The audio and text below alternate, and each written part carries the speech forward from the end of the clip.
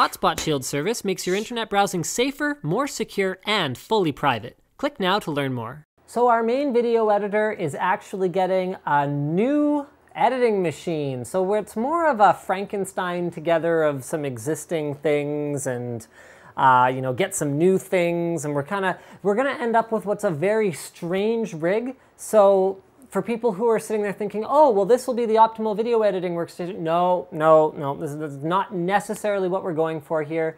His machine is built for a very specific usage model, which is what he exactly does, and that's pretty much it. So I'm gonna run through a quick parts list here.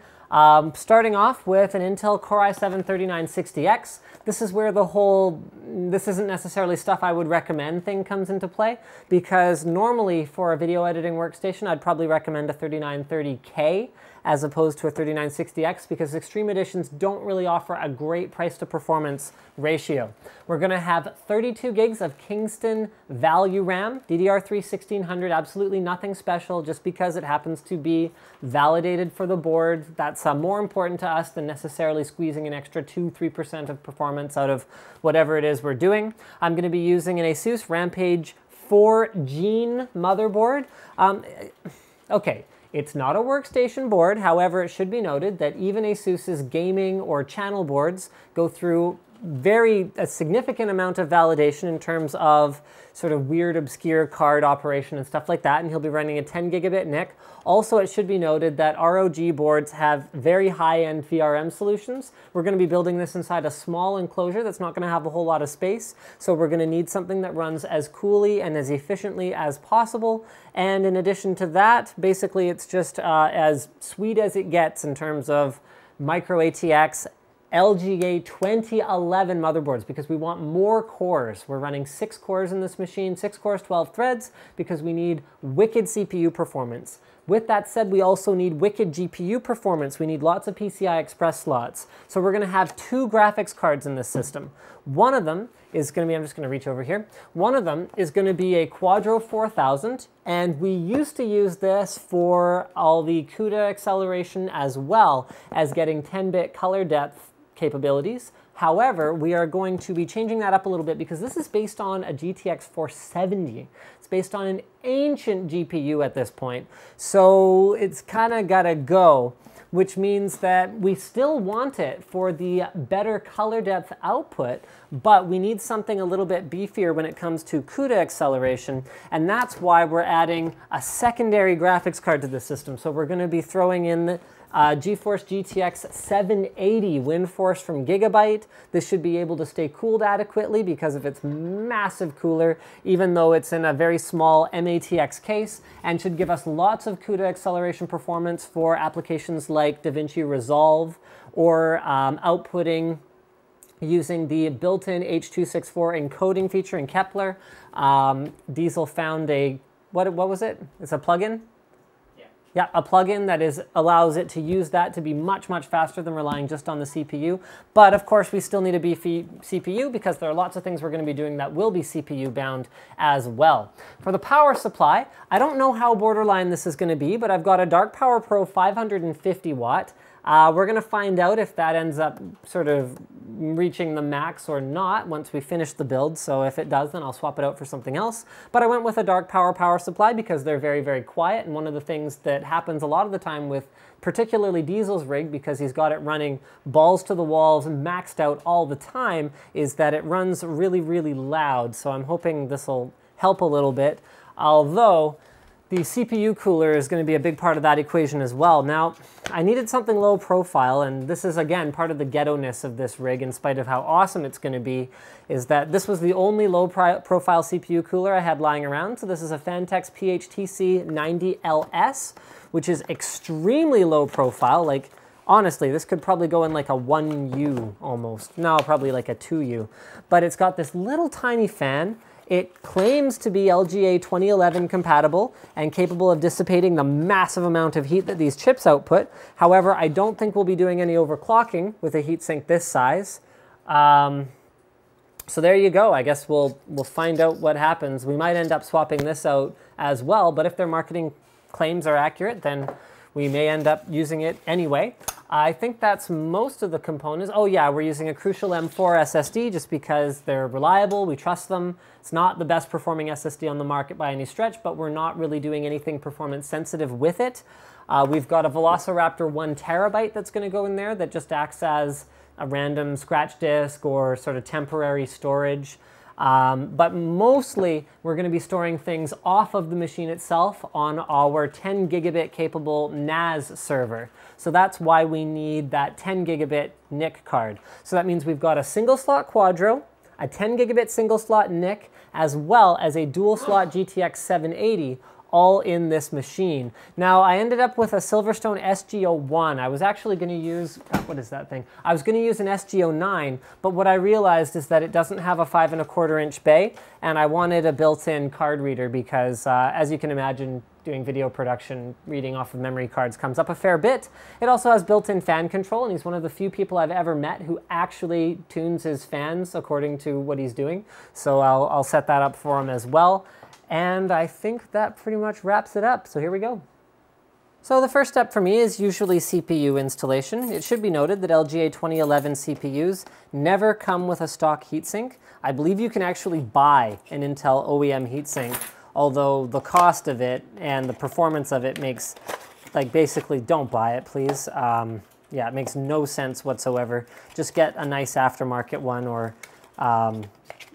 any aftermarket one, and you'll be better off with that. So you can see the LGA 2011 chip is quite large, but installs in much the same way that you would have come to expect if you've ever installed an Intel CPU before in an LGA socket. So there's a little golden triangle on that corner of the CPU right there, and then there's a corresponding triangle on the socket itself. Now, it is a little bit different in that it has 2 retention arms. So you lift up the one that, okay, basically you can't take out the wrong one, because if you pull on it, it's stuck. So you take out the one with the hook, then you take out the one with the kink in the middle of it. Then once that's done, you can lift out the entire hold down plate. Position the CPU inside the socket. Okay, make sure it's in there.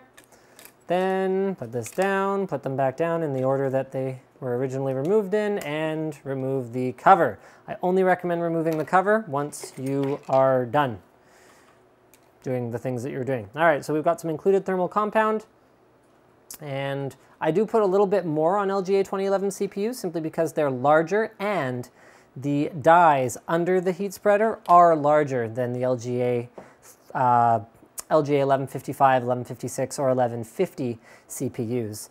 Now here goes this cooler. So you can see we've got a nice shiny surface on the bottom. It's all brand new. It's still never a bad idea to clean things off with alcohol, but we're not going to worry too much about that in this case. For mounting hardware, at least this cooler has an extremely straightforward mounting system. This is one of the things I like about LGA 2011. It's got a backplate built in, which means that many coolers are just a matter of aligning the LGA 2011 screw with the built-in backplate and screwing them in. You can see the springs on there are going to make sure that the tension is correct. So you should be able to go all the way to the end of the stopper, tightening in a cross pattern, not tightening any of the screws fully until you have all of them mostly tight. So here we go. Okay, we're back. So Diesel has seen fit to actually help me with this since it's his machine that I'm building right now. So all we got to do is go ahead and put these under the little... No, hold on. Did I do that right? Oh boy. Okay, this is pretty finicky. After careful consultation of the manual, we realized we had the fan upside down. So we flipped it around, installed everything completely the opposite way, and now it makes an awful lot more sense. We should also, you know, since the whole point of this is we don't want it to be super loud, install the little rubber strips that are included. So those should keep some of the vibrations from the fans from being passed to the heatsink itself. So there we go. And by fans, I mean fan. There's only one, singular. Grammar's important, even though the world today doesn't seem to think so. I really am getting old. Just go ahead and hook those on. So it should be noted that many heat sinks have this whole feature where there's a groove here that you can hook the wire clip into. However, most of them have some leeway and flexibility in terms of where you can hook them onto, not this heat sink. So these ones are straight, these ones are grooved. The wire only goes where the wire goes, and that is it. So I usually tie the CPU fan cable into a bit of a little knot just so that it doesn't get in the way of anything before plugging it into the fan header. So here's Diesel's X79 shuttle PC, which is actually really hot at the back here because he was just editing on it. So the CPU socket's right under there, quite toasty. This was serving us perfectly well, except that limited expansion. So there's that Quadro, there's that 10 gigabit NIC. How do we add something that augments the Cuda capabilities of the system? Well, we can't, because it only has the 2 expansion slots. So that's really the only reason why we're changing this out for something else. So here's the guts. I'm actually pulling the RAM right now more than anything else, and Slick took my screwdriver, so I can only take out thumb screws at the moment. You almost done? Almost, all right. So there, we'll do a tour of this to stall for time. So there's that single slot Quadro 4000 that gives us up to 10-bit output, right? Yeah. Mind you, we only have an 8-bit panel at best. We have a PA246 here. It's 10-bit? I thought it was 8-bit. Oh, okay, well, there you go. Apparently we have a 10-bit panel. So that's where Diesel does all of his color work. We can go ahead and pull these out.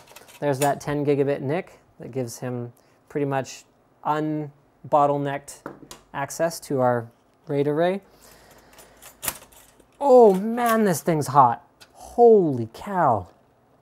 Ow. It says right on it. It's hot. Don't touch it. So now we know.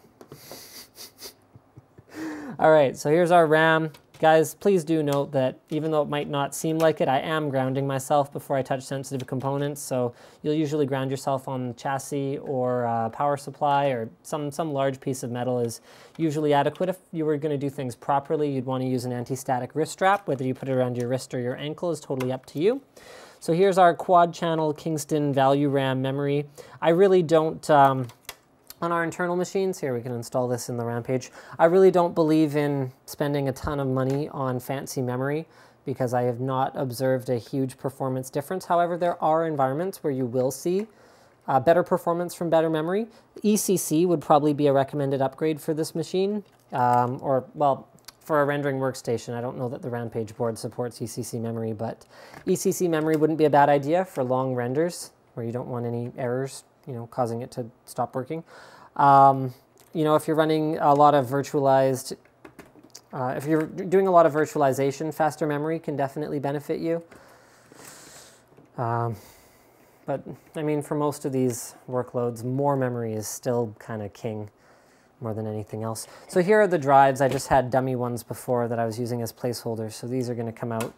And this machine is actually going to be inherited by B-roll. So we're going to find some lesser RAM and lesser graphics card to put in there, and then B-roll can make do with the onboard networking. Haha, B-roll. He's got his headphones on, he can't hear me.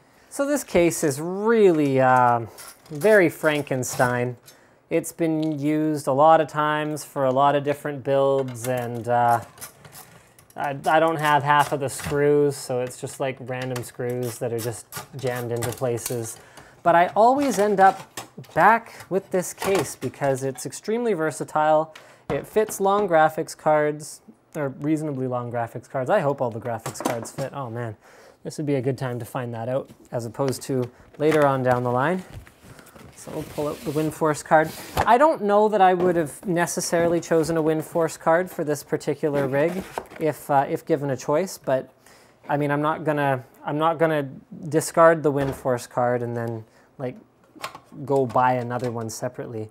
Oh wow, yeah, that isn't even close. So we're gonna have to pull out the drive cages, I guess, in order to have that card fit. What I normally probably would have rather done, well, there's intakes on the side, but I would have rather gone with a blower style cooler that exhausts everything out of the case, but you know, you make do with what you have, I guess.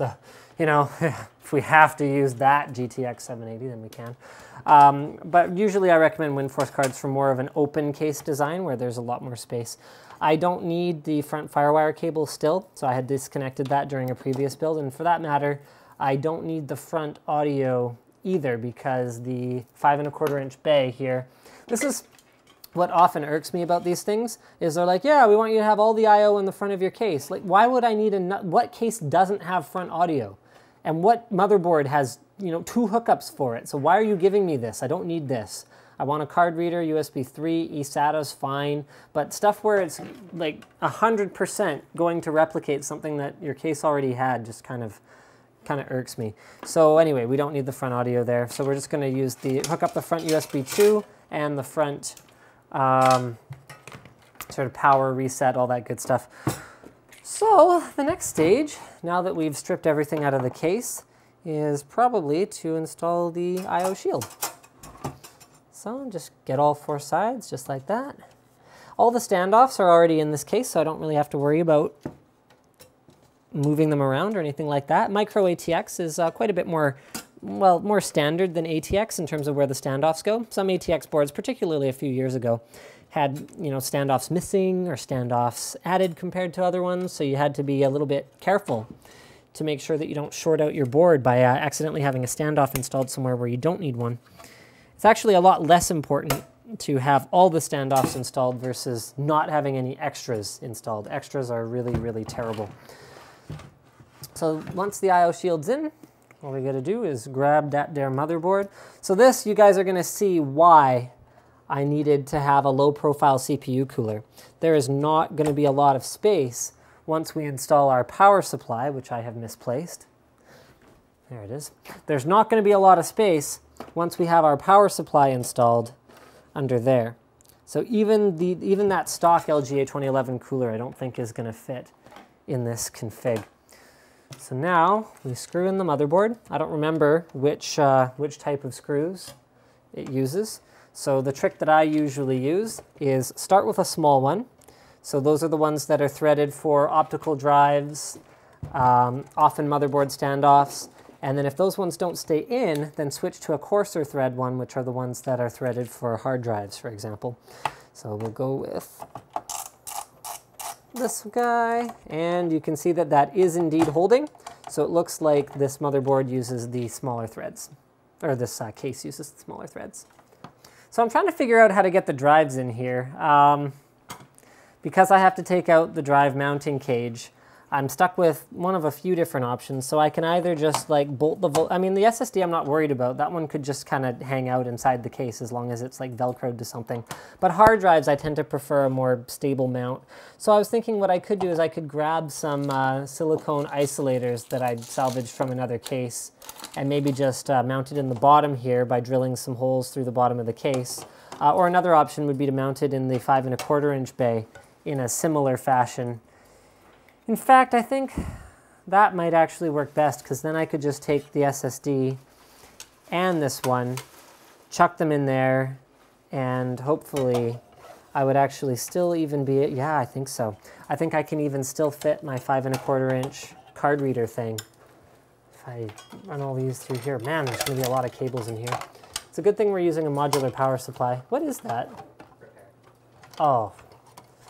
Apparently I owe Diesel like $500 because my camera broke his lenses or something.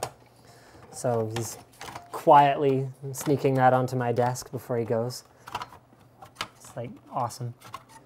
All right, so there we go. Yep, it looks like I'm gonna be able to fit all that stuff in there without too much trouble. I really don't like how little room there is for airflow around that Velociraptor though, so I still might opt to put it down here.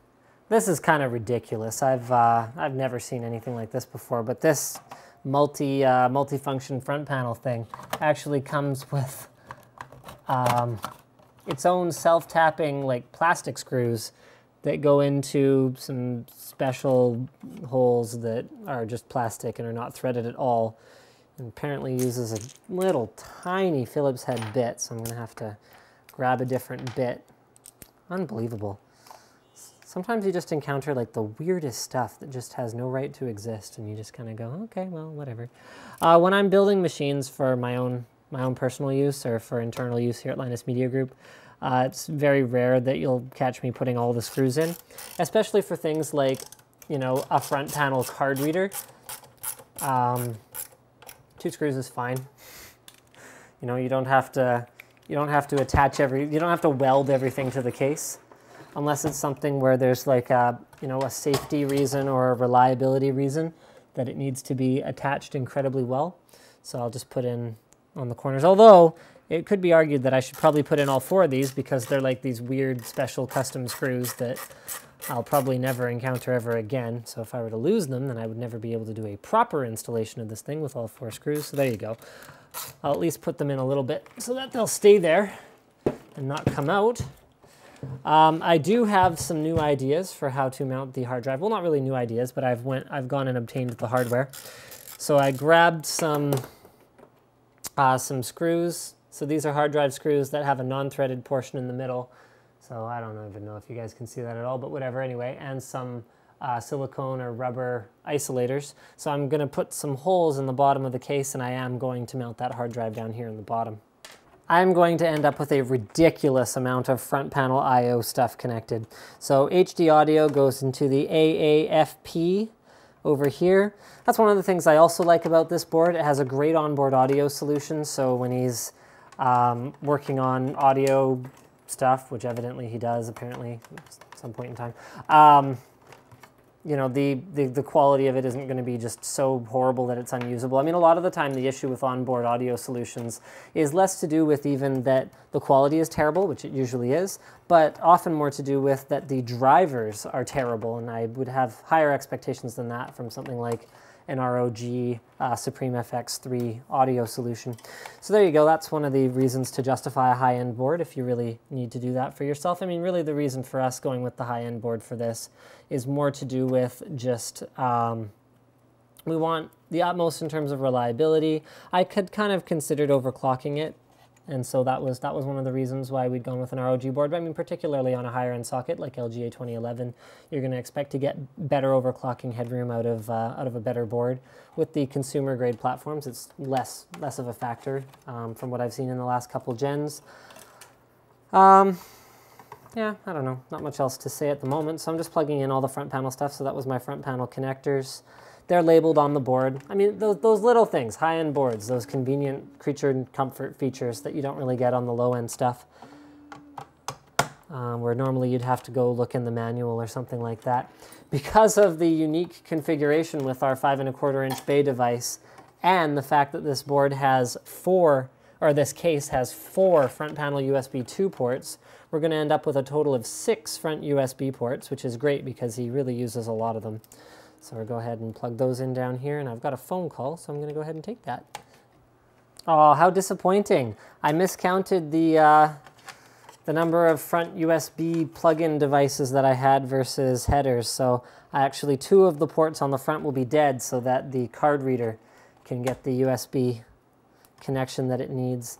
That's a shame. And it comes on its own full block here, even though actually only 4 of the pins are populated, so it could have in theory supported at least 1 more port, but oh well. Cable management here is going to be a bit of a trick, just because all those cards have to be installed somehow. I usually cut these off these days. This is the old AC97 onboard audio pins, or wires, or whatever you want to call them, so if you're not going to use them, which you're not, unless you're going to install like on like a Pentium 3 computer or something, then you can just cut them off, because otherwise they can be in the way of things. Just make sure you don't cut them off in such a way that they're going to short out on each other or anything like that. So this gives us a lot less room for that brilliant hard drive mounting strategy that I'd come up with, which could make things a little bit challenging. Maybe what we can do is we can take all these wires and we can actually manage them up here off of sort of ground level, so that we don't get in the way of everything. So if we just kind of tuck everything over here, we should still have space for that long card, which I've decided is going to go in the 3rd PCI Express slot. So that's a full 16x slot. So full bandwidth, yeah. And there we go. So we should have room for that. And then the Quadro should fit just fine where there's a little bit less room. So that one will go right there like that. Yep, should be just dandy. Okay, so here I'm eyeballing approximately where on the bottom I want to drill the holes for the hard drive.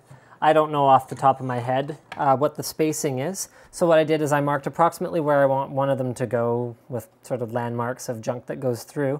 And just making sure that things like this that are poking through aren't going to be interfering with anything. So apparently we'll sit about there. Then what I'll do is I'll measure this out and drill holes. So wish me luck with that. I don't recommend drilling holes in a system with components already installed in it, but there are things you can do to prevent it from being as much of a problem. So you can put masking tape over it so that the shavings don't go flying all over the place, orient it so that they fall away from the components and all that, but really please don't do that in general. All right, so hopefully these are approximately right. I hope, yeah, I still have audio. Yeah, here we go.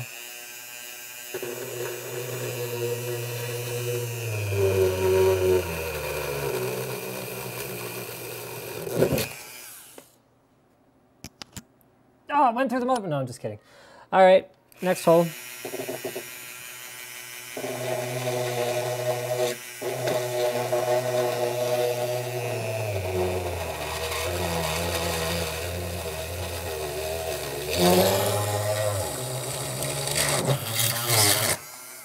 Okay, number 2.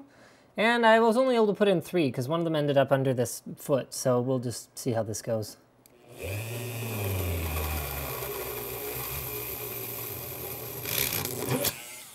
Okay, no idea if these are going to align or not, but the only way to find out for certain is to measure before you do. I mean, just try things. All right, here we go. So, where are the holes? Where do they go? There's one, sort of. It's hard to see here. Oh, wait for it. No, that's not a hole. That's interesting. Ah, yes.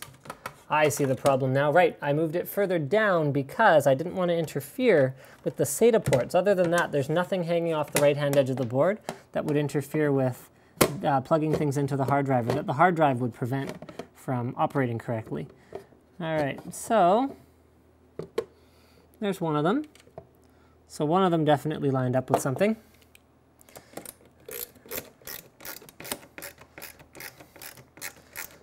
All right, so the idea being that, that's a shame. That's the biggest drill bit in Slick's kit, so that's not big enough to put these through without the threading, unfortunately, which means that I might have to go back to the back to my own house to get my own kit to do that. Okay, well, we'll continue this when we're ready. Oh, look at that. That one almost lines up, so that should be good enough for our purposes here. So I did wuss out and remove the motherboard, so yeah, the mess of all the filings around here is less of an issue. I was able to find another wider bit, so I did end up being able to drill the holes that I need. So my brilliant plan is screws through here. Okay, I've only got 3 still, just because that foot was in the way. Then I'm going to put the rubber isolators on the other side. Then I'm going to attempt to screw in the drive. So this is going to be a bit of a balancing act here. I've gone ahead and put the board back in off camera now. So that's done. Oh wow, yeah, because all of these have to go on. I hope you guys can see this. Yeah, all of these have to go on and they all have to kind of stay in place at the same time, which isn't going to be easy. It's okay. These are the challenges that make PC building fun, as opposed to, you know, just buying things that all work together in the first place. Yeah, that's for noobs or something. No, actually, this just makes it more stressful, but whatever. All right, so we're going to go ahead and put that drive on there now.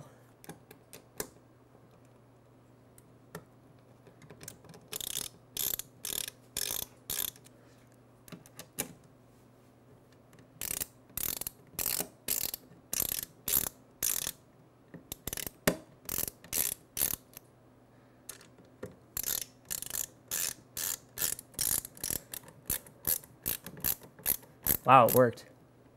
Okay, I don't need to mush the crap out of those isolators. Just got to make sure that it's reasonably firmly mounted. And there we have it.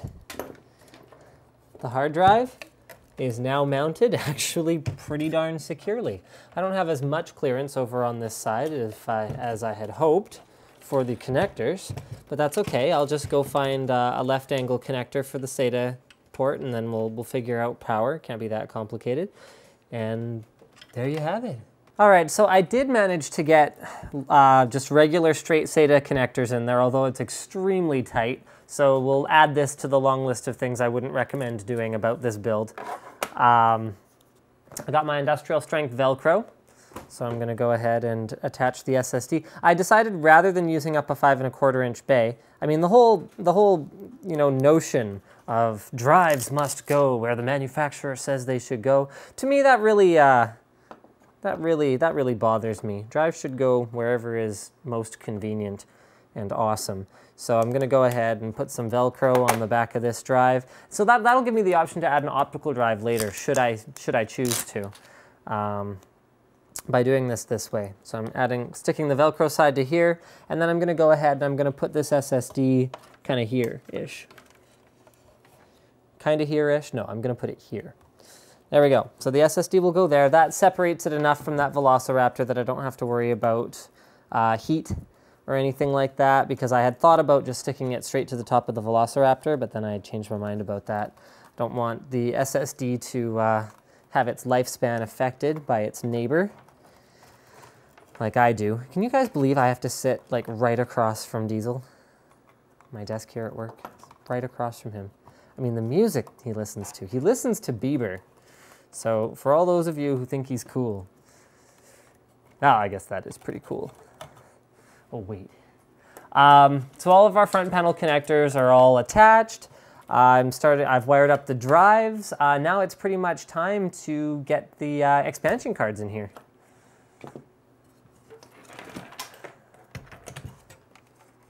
I said no. See, now you've got that song stuck in my head. Wow, this case is has seen better days. Let's just say that. The spacing of like the PCI bracket isn't even right anymore. That's the thing about aluminum cases, is they often bend in pretty spectacular ways. So, oh, this is a PCI. Okay, well here's a good tip for you guys. PCIe 8X cards can be installed in PCIe 4X slots. You might get slightly less overall bandwidth available to the card. I don't remember on these 10 gigabit cards whether they actually needed all of the available bandwidth. I think each PCIe 2X lane, or PCIe 2.0 lane, is around 250 megabytes per second, so we should be pretty close to all that it can consume, actually.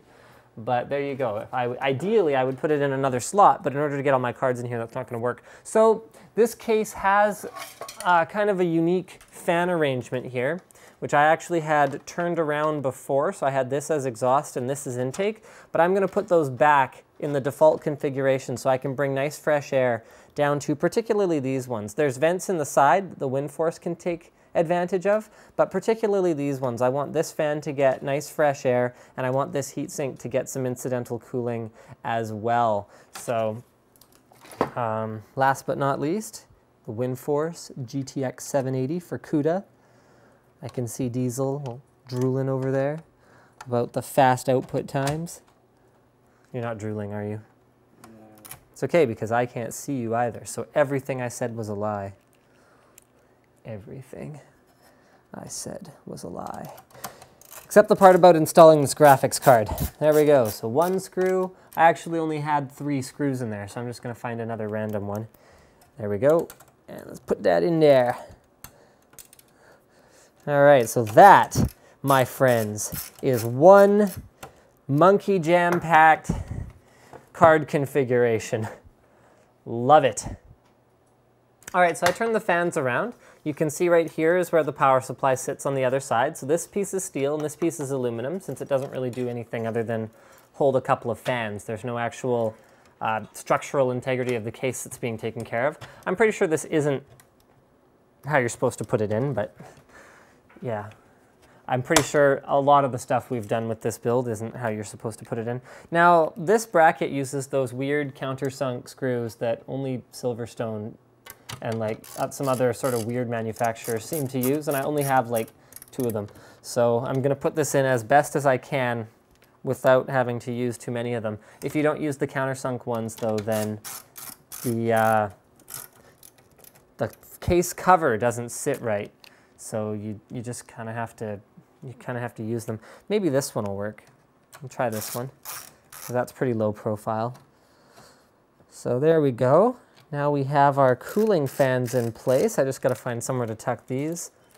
This is a working machine, not a show machine, so cable management is a bit of a secondary concern. As long as it's out of the way of airflow, I don't get too uptight about it and stuff like this. So there we go. Yeah, we've got nice unrestricted airflow from our intakes to our graphics cards, and it's pretty much time to get the power supply in here. Now, with these smaller form factor systems, I often find it's easier to install the modular cables first and then actually install the power supply. So I'm going to start with, I really wish these would stay under that USB 3 cable that is supposed to be kind of anchoring them. I mean, I could cable tie them down, which would be a better way to do this, but I'm trying to get this done so that Diesel can get back to work, because it is now the next day. Wow, this 780 takes 2 8-pins. Do they all do that? I can't even remember. All right, so I'm going to run this through over here. Then over here. Because once we've got the power supply in this case, it's going to be a total nightmare to get my hands in anywhere. So just get it all done now. Make life easy for ourselves. I mean, as easy as it can be when you're just making your own drive mounts as you go and sort of playing by no one's rules except your own, not even your own. All right, I think there's, yeah. So this is one of the things I like about Be Quiet power supplies, is they tend to come with sort of a bunch of different options in terms of the modular cables. So it comes with a dual PCIe and a single PCIe. On a 550 watt power supply, I think the manufacturer's expectation is that you're using one of those 2 options, but we're going to go ahead and use both. I mean, they give you the modular connections on the power supply for it, so, you know, they asked for it, I guess. My expectation for a dark power supply is also that it's going to be able to handle pretty much near its peak output at any given time. So I'm not worried about blowing it up or anything like that. Next up, we've got our, wow, that's a long cable. This is where those short cable kits that guys like Silverstone sell come in handy, because this is an awfully long cable, and the only real way to cable management is going to be to chuck it back here or something. Or potentially, actually, we could throw it over here with all these other cables near the hard drive. That'll probably work. But if we were relying on any airflow from the front of the case, which this case doesn't have, then this isn't really something that I would want to do too much. So there's that one, and finally, the 24-pin connector is pre-attached to the power supply. So we're pretty much ready to put the power supply in and find out if this system works at all. I think it comes with its own special screws, so I'll find those. And right at exactly the moment where I had found some other thumb screws that also had nice long threads on them, Diesel found the Be Quiet thumb screws that have even longer threads so that you can really, you know, put them on there and get that power supply installed. I like the noise isolating strip. I wish that it didn't reduce compatibility with other screws, but, you know, sometimes that's the sacrifice you have to make. So there you go. So those are installed, which brings us back to the inside. Wow, this is starting to get heavy with those graphics cards in there. So that brings us to the inside. So we're going to tuck our 24-pin. Actually, no, we're going to plug in the modular cables that we have here first. So I'll try and get you guys a decent view of that. So PCI Express, we have 4 different PCI Express plug options here. Again, the thing with the whole like options on the Be Quiet power supplies that I quite like. Next, we've got one for drives. All right. Oh, actually, let's do, oh, cool, it has fan plugs too. So we could actually, well, we're using manual fan control in the front of the case, but if we weren't using that, then we can have the power supply control our fans, which is kind of neat, actually. All right, so the CPU connector goes over here. Most modular power supplies these days use the same plugs for the P4 connector or P8 connector, whatever you want to call it, and PCI Express, but this one doesn't. It has a specific spot for it. I wonder if it has to do with the way that the rails are distributed, because it is not a single rail power supply. It is a multi-rail power supply. So we've got that. We can tuck our 24 pin up here in the 5 1/4 inch bay, at least until we wanted to install a 5 1/4 inch drive, maybe at some point in the future. And then what I'm going to do, this is something that I often do with builds, is I use cables to cable manage. So I'm going to use the 24 pin to hold all that other stuff out of the way of the CPU fan so that there's nothing interfering with it. So if I can just get in there a little bit better. I should have plugged this in just like I did with all the other cables first before I actually installed the power supply fully. Because the cable's so long, I could have gotten away with that, even though it's pre-attached. This is one of the reasons why full modular can be nice, even if it's not a necessity, because it does allow you to fully wire up your system before you actually have to put the power supply in it. Or if you're RMAing your system, or your power supply, for example, it can be a great way to not have to actually rewire anything when the new one arrives back, which is neat as well. I'm having a little bit of difficulty here. Yep, having some difficulty. A little trick, guys, if you plug the 4 pin in first, then the 20 pin will often sit on top of it and lock it into place, depending on how the cable is designed, and that is how this one is designed. So that's in there now. And then the last thing we need is, it would be just like Be Quiet to include something like this, but I need like a single Molex. Oh, they got a single SATA, all right. So I was close. And a single Molex, look at that, love it. Because I don't need any more than that, so I'm just gonna plug in my dual SATA connector for the drives down there. Oh, trying to get you guys a view of this, but it's not working too well. So that's gonna go into drives number 5, and then my Molex connector is going to go into drives number 4, and I'll be using that to power my front panel 5 1/4 inch bay device, which is going to power my fans and my built-in card reader, and evidently all the other things. One thing I didn't show you guys is I did plug in the SATA connector for the eSATA in the front panel, so all the I/O options will be had with this particular machine. Very cool. There we go, not the greatest cable management I've ever done, but lots of clearance around the CPU cooler, which hopefully works. Otherwise, we're gonna have to pull the power supply out and swap that out for something a little bit taller, perhaps. And hopefully ample cooling for those graphics cards, and hopefully enough power. So there's a lot of things to test once we fire this bad boy up. So it's moment of truth time. We're gonna find out if she boots up. I really hope we get into the OS, because we don't have time to reformat before PAX. So, yeah, if there's any kind of hardware conflicts or anything like that. Oh, we've got an ROG logo. That's a good sign. There's our 10 gigabit NIC. So that's detected.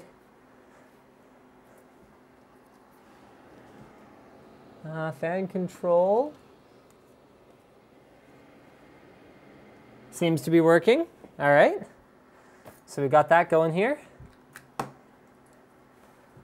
New CPU installed. Press F1 to run setup. 32 gigs of RAM. Both of our hard drives are detected. This is all looking pretty solid so far. F1 to run setup. Let's make sure we don't have any sort of completely weird. This is something I really recommend doing right. Oh, dat CPU is at dat 57 degrees already. That is a big problem. At idle, we should be not sitting at 57 degrees. That I'm not happy about. I wonder if there's anything we could do fan-wise to be a bit more aggressive. Although often a very high idle temperature actually indicates a bad mount, so we may want to take it right off and then put it back on and see if that alleviates the problem. Well, let's find out if she'll boot either way. I mean, 60 degrees is hot, but it's not, it'll brick immediately if we go into an OS hot. So Oh, that's a shame. Let's find out she boots. I guess you guys can come along for the ride if you want. We're pretty much done here. I was just thinking, because Diesel and I were having a conversation about the irony of Amy Winehouse making a hit song. This is actually his observation, not mine. I can't take credit for this, or blame, or whichever. Making a hit song about not going to rehab and then dying of drug-related complications. And I was actually thinking, so this is my contribution to the discussion, that the name irony should actually be different, because irony has iron in it, which rusts and deteriorates over time, but irony, I believe, will be just as delicious 1,000 years from now as it was 1,000 years ago, when dinosaurs and their hubris. Okay, I think we're done now. So rendering, oh, okay, we gotta wait. Well, either way, we're into the OS, so I'm not too worried about it at this point. So that's great. The upgrade worked. We just gotta diagnose our CPU. Oh yeah, and we gotta find out about power consumption as well. So we're sitting at 160 watts idle right now. So we'll be back. So this is a bit of a public service announcement on why PS2 keyboards are still important and PS2 ports are still important, because they don't require any drivers. So we've booted up again and we're still not getting our keyboard and mouse drivers loaded. Now PS2 doesn't support hot swap on many, or hot plugging or whatever you would call it, on many motherboards. So we're going to reboot this, and then we should be able to use the PS2 keyboard to at least navigate into the OS where the drivers are more likely to be picked up and installed. All right, so I'm pretty sure at this point that it's not a bad mount, just because it doesn't really seem to be behaving like one, but there's only one way to know for sure. What I did determine is that there is enough room in here for the stock cooler that we happen to have one of, so we're going to go ahead and install that, but once we pull it off, we'll be able to tell for sure if it was a bad mount or if it's just not quite up to the task of an Extreme Edition on LGA 2011 here. Now I think I have some bad news. I think I can get this one out, but I don't think I'm going to be able to get that stock cooler in without removing this brace here. So I really hope that that doesn't end up being the case, but you gotta work with what you got. Yeah, see, that's a perfectly fine thermal paste application there. So I really don't think that was the issue. It's not too much, not too little, just right, as Papa Bear would say, or Goldilocks, or whoever it was that, it was Goldilocks apparently. Okay, well, whatever, man. So I'm gonna, you know, speaking of perfect thermal paste applications, I'm gonna commit a sin here, and I'm going to just kind of plunk this on top of the old thermal paste once I can find something to wipe it off with. Do you have any TP? No.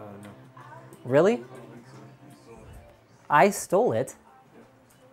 I call rubbish on that. You brought it downstairs to the ultimate build and then brought it down. Okay, that does sound like me. All right, time to put a beefier cooler in here, so I've at least cleaned off the base. So we're gonna go ahead and, I guess we'll install it first. I really hope this fits. Or, well, the screwdriver fits, and I'm able to get in there and screw it in. Come on, come on, come on, Gil. Oh, I think we got this.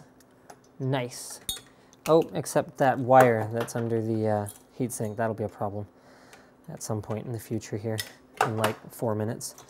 Okay. Same thing, cross pattern. This side first. Remember, going in at an angle is okay as long as you're careful and gentle. As long as you don't cross-thread the screw. What did you guys think I was talking about? Okay. 1, 2, 3. And 4. There we go. So we have a slightly better cooler in there now. It's still a stock cooler, still nothing special about it, but at least it should work at stock speeds without sort of running too hot or anything like that. So we're going to fire this bad boy back up once I've closed it up again, and take a baseline reading of the temperatures in the BIOS again to make sure that it's running all right. Okay, so our CPU is still running a little bit on the toasty side, but the funny thing is it was showing up as lower in real temp than it is in the BIOS here, so maybe it's some weird ROG feature I've never heard of. Either way, I'm gonna just kind of go for gold here, and we're gonna go use CPU Level Up, which is ASUS's super simple overclocking utility thing, and we're gonna go for 4.25 gigahertz just to see what happens. So wish us luck with that. And as long as she's stable and doesn't exceed the maximum power we can draw from the wall, which is going to be around 600 watts, because we're looking at about 90% efficiency on this power supply, then we should be okay. Let's see if it even like boots now. Fans ramping up. We set it to turbo mode for the automatic fan speed control. See you at the OS. All right, so we're finally done. The rig upgrade overclocking was a complete no-go, so we're trying to figure out how to liquid cool this thing at some point here. That stock cooler, no. We might be able to turn clock speed up a little bit, but we're not able to use any of ASUS's CPU Level Up stuff. So now, to make sure that it can handle fully loading all the components inside, we're running Prime 95 in place, whatever it is, the one that does a lot of CPU and some memory. So we're sitting at around 320 watts at the wall. Now we're gonna run the Aerion Bench 64 to load up both of our graphics cards with a Cuda Benchmark here to find out what our absolute max power consumption is going to be with this system. So there you have it, guys. I knew it was going to be borderline. This isn't the first time we've run this, so that 504 watts we're seeing right now is not quite the peak. The highest I saw was around 560 watts, which means when you factor in that the power supply is probably only around 83 to 88% efficient at this kind of a load, means that we are actually nowhere near the maximum load of the power supply. With that said, you should allow for our power supply to age a little bit and become less efficient and less capable over time. But particularly with very high quality units, it's much less of an issue. So a Dark Power Pro should be just fine for that. So we're calling it good on the power supply side. We got to figure out better CPU cooling at some point. But other than that, the new workstation is ready to rock. So don't forget to subscribe to Linus Tech Tips for more unboxings, reviews, and other computer videos. Like this video if you liked it, dislike it if you disliked it. I know this was a bit of a departure from our usual style. And leave a comment and let us know what you thought of this build guide, sort of.